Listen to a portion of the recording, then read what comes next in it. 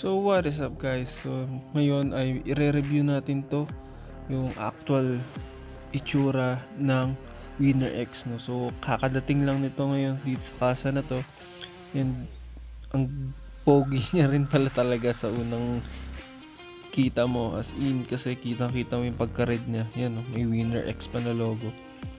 And ang sa agaw pansin yung pagka-red niya, and yung gold mug syempre. And ABS na yung kanyang harap.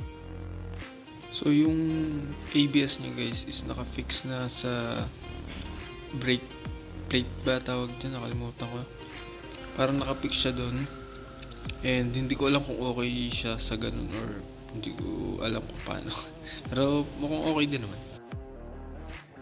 So yan, kung mapapansin nyo guys, yung looks niya is agaw pansin talaga, kaso yung upuan niya medyo matigas, medyo patulis, siguro dahil medyo ginagamit siya sa mga racing siguro sa ibang bansa, or may other purposes sila dyan. So hindi naman siya nakalalayo sa ibang itsura ng Honda, no? So okay din siya yung look para sa atin, kasi ibang ano na, medyo yan, maganda rin. Winner X, oh. Ganda, ang dami ng botas.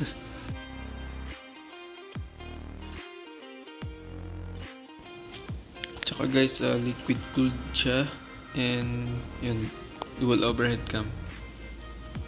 So yung panel niya is kamukha ng ibang Honda din naman.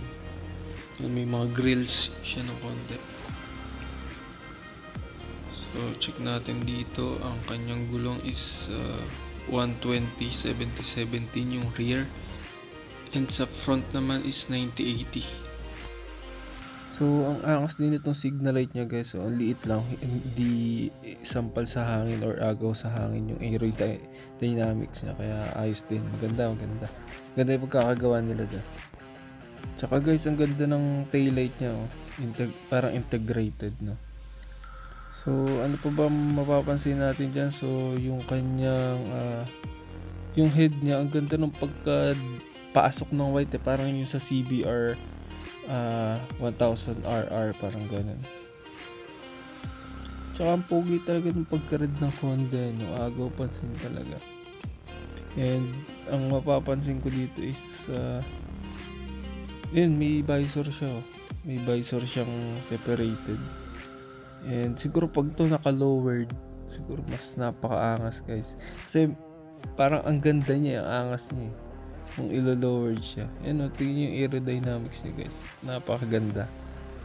So hindi pa natin nakikita kung ano yung actual na andar niya.